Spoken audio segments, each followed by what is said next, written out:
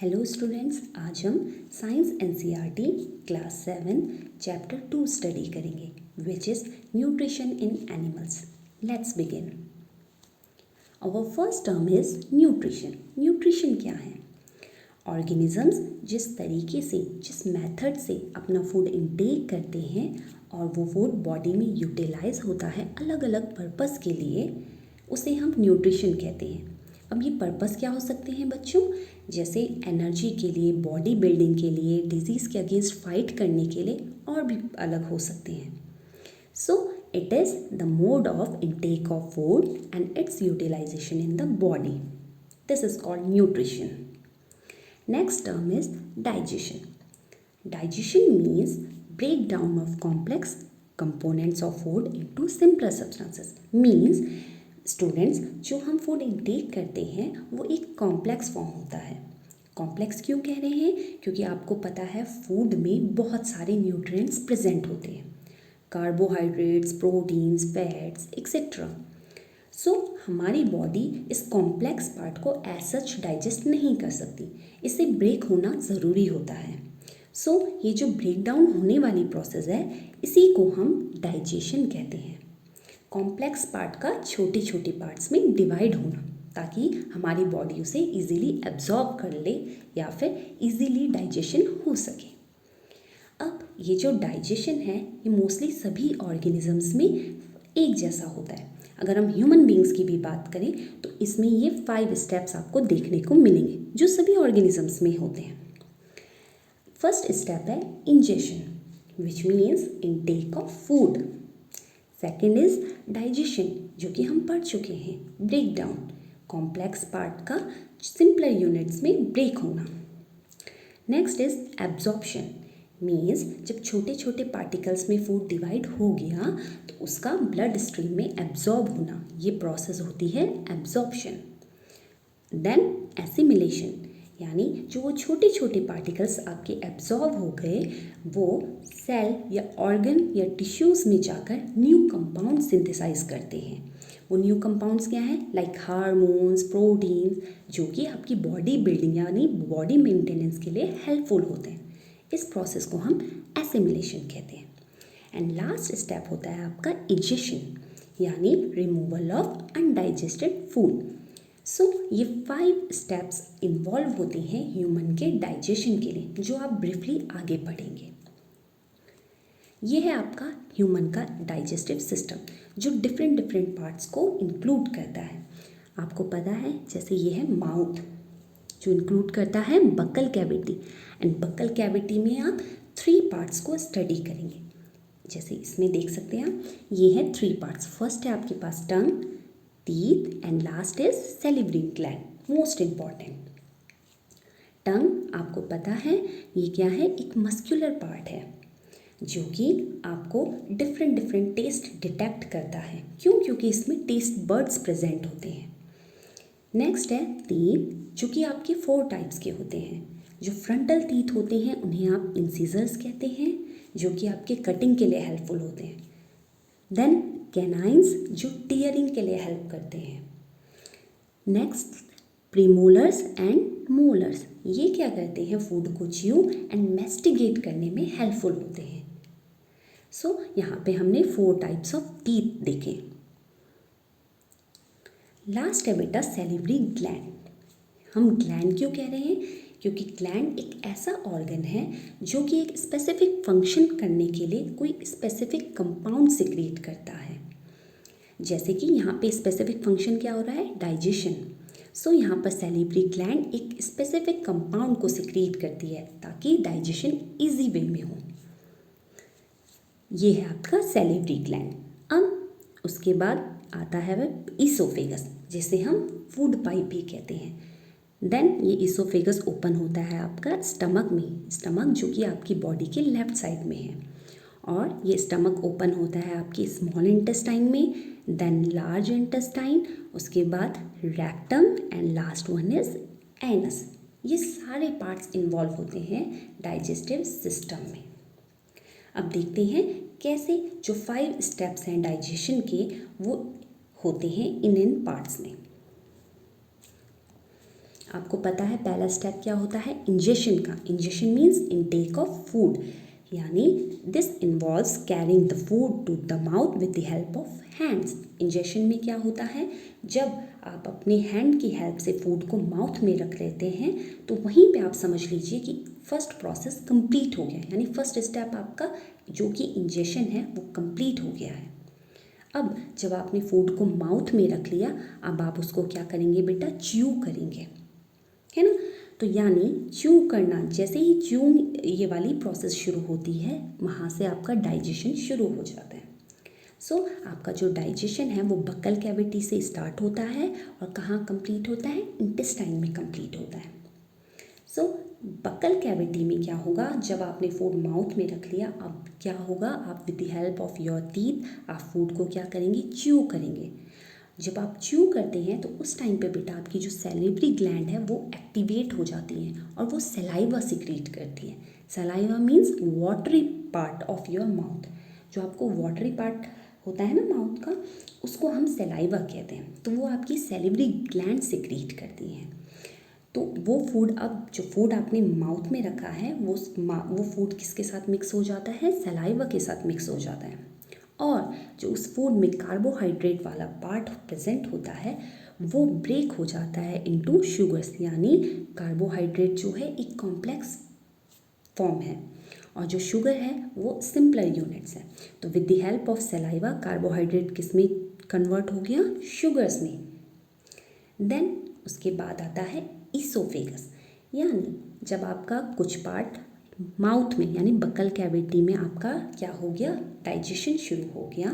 Then कुछ part तो digest हो गया, जो रिमेनिंग है वो कहाँ आएगा, ईसोफेगस के थ्रू नीचे आएगा।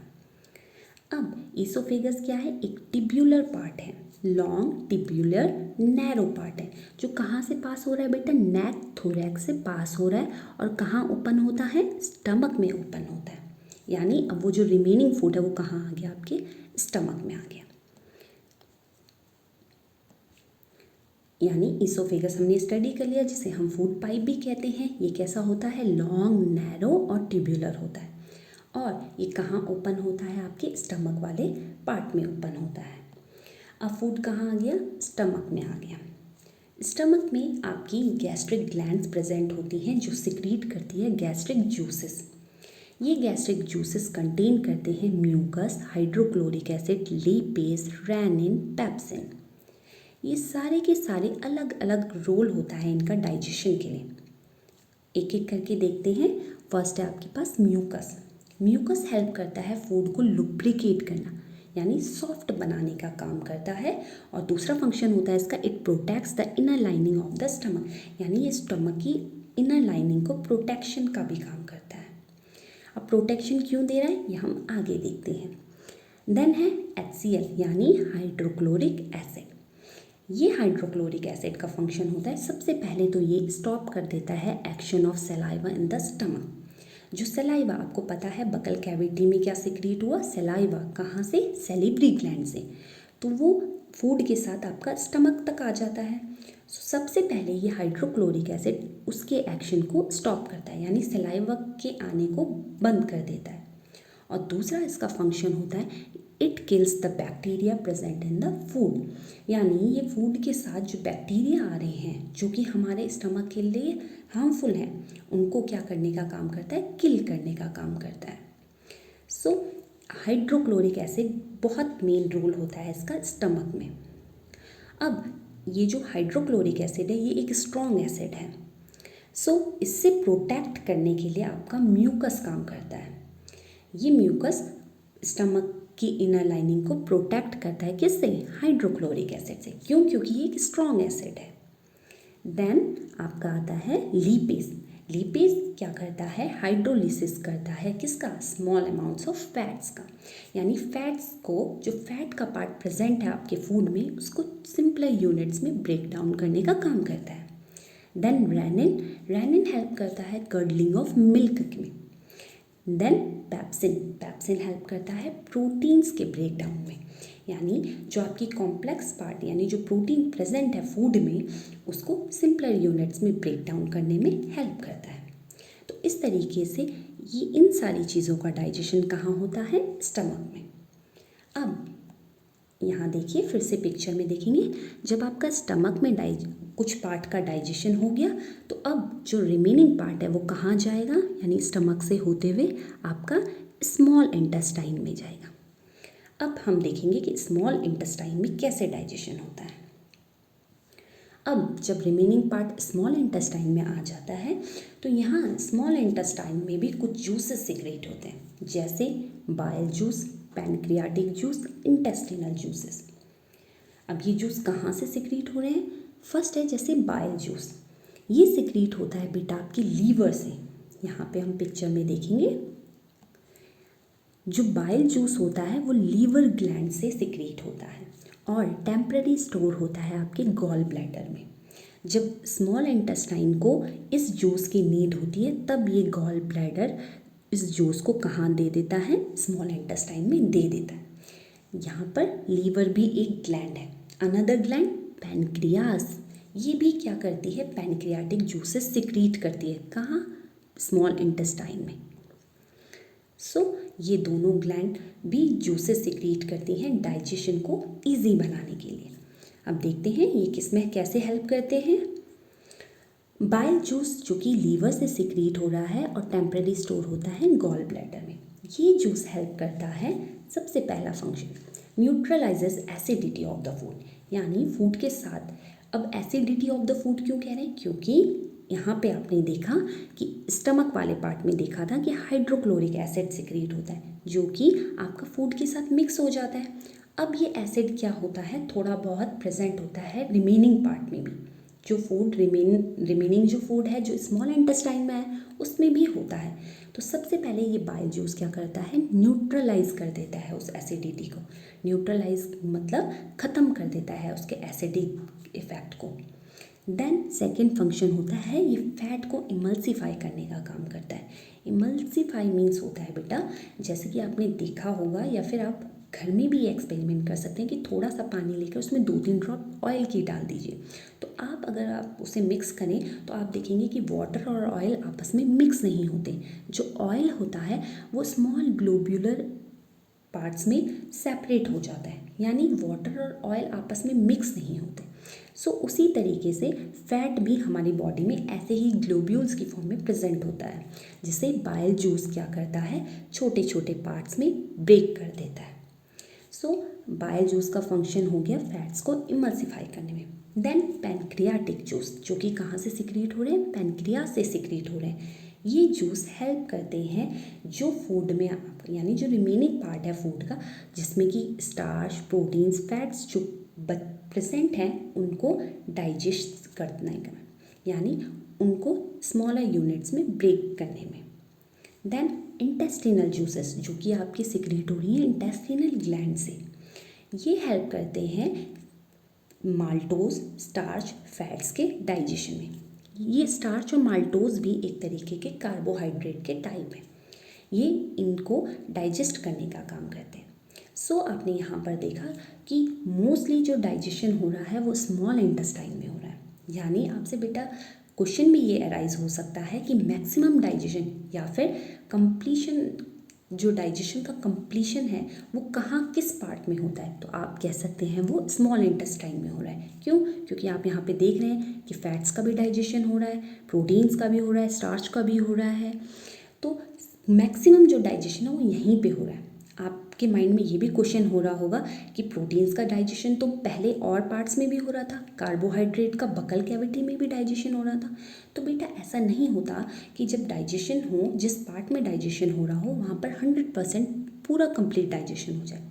क्योंकि अगर फूड में 10% कार्बोहाइड्रेट प्रेजेंट है तो कहीं पर वो 2% डाइजेस्ट होगा, बाकी रिमेनिंग अदर पार्ट्स में डाइजेस्ट होगा।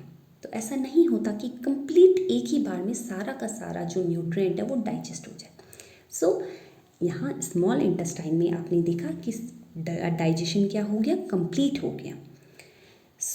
अब जब डाइजेशन हो गया यानी छोटे छोटे पार्टिकल्स में फूड टूट गया तो अब वो क्या होगा? एब्जॉर्ब होगा ब्लड स्ट्रीम में। तो उस प्रोसेस को आप क्या कहते हैं? एब्जॉर्प्शन। उसके लिए स्मॉल इंटेस्टाइन की इनर वॉल्स में फिंगर लाइक प्रोजेक्शन होते हैं बेटा, जिसे आप कहते हैं विलाइज। ये विलाइज हेल्प करते हैं एब्जॉर्प्शन के लिए। देन जब एब्जॉर्प्शन हो गया तो उसके बाद जो स्टेप आता है वो आता है एसिमिलेशन का, यानी the process of synthesising new compounds from the absorbed molecule. अब न्यू कंपाउंड सिंथेसाइज होंगे बॉडी बिल्डिंग के लिए। सो आपका यहाँ पर एसिमिलेशन स्टेप भी कंप्लीट हुआ। अब जो रिमेनिंग अनडाइजेस्टेड फूड है वो कहाँ जाएगा, आपके लार्ज इंटेस्टाइन में जाएगा। अब लार्ज इंटेस्टाइन में क्या होता है कि जो अनडाइजेस्टेड पार्ट है उसमें जितना वाटर का कंटेंट प्रेजेंट है वो लार्ज इंटेस्टाइन में एब्जॉर्ब हो जाता है, यानी लार्ज इंटेस्टाइन क्या करती है, absorbs the water coming along with the undigested food. और वो फूड फिर किस में चेंज हो जा, यानी अब जब वाटर सारा एब्जॉर्ब हो गया लार्ज इंटेस्टाइन में तो वो पार्ट अब किस में चेंज हो जाता है, सेमी सॉलिड फेसेस में चेंज हो जाता है, जो कि टेम्पररी स्टोर होता है आपके रेक्टम में, और टाइम टू टाइम फिर एनस से क्या हो जाता है, एक्सपेल आउट हो जाता है। और इस प्रोसेस को, यानी ये जो प्रोसेस हुई एक्सपेल होने की, ये हमारी डाइजेशन का लास्ट स्टेप है, जिसे हम क्या कहते हैं, इजेशन। यानी यहाँ पर हमारा इजेशन भी कंप्लीट हुआ। थोड़ा सा हम डायग्राम में जाएं तो देखिए, स्मॉल इंटेस्टाइन में हमने देखा मैक्सिमम क्या हुआ, डाइजेशन हुआ, एसिमिलेशन हुआ, एब्जॉर्प्शन हुआ। उसके बाद जो रिमेनिंग अनडाइजेस्टेड फूड था वो कहाँ गया, लार्ज इंटेस्टाइन में, जहाँ पर जो वो रिमेनिंग अनडाइजेस्टेड फूड था जिसमें वाटर प्रेजेंट था, वो सारा वाटर कौन एब्जॉर्ब कर लेता है, सारा नहीं कह सकते हम, कुछ परसेंट वाटर का कौन एब्जॉर्ब कर लेता है, लार्ज इंटेस्टाइन। फिर वो जो अनडाइजेस्टेड फूड है वो किस में चेंज हो जाता है, सेमी सॉलिड फीसेस में, जो कि टेम्पररी स्टोर होता है रेक्टम में। देन टाइम टू टाइम वो कहाँ से एक्सपेल हो जाता है, एनस से। इस प्रोसेस को हम क्या कहते हैं, इजेशन।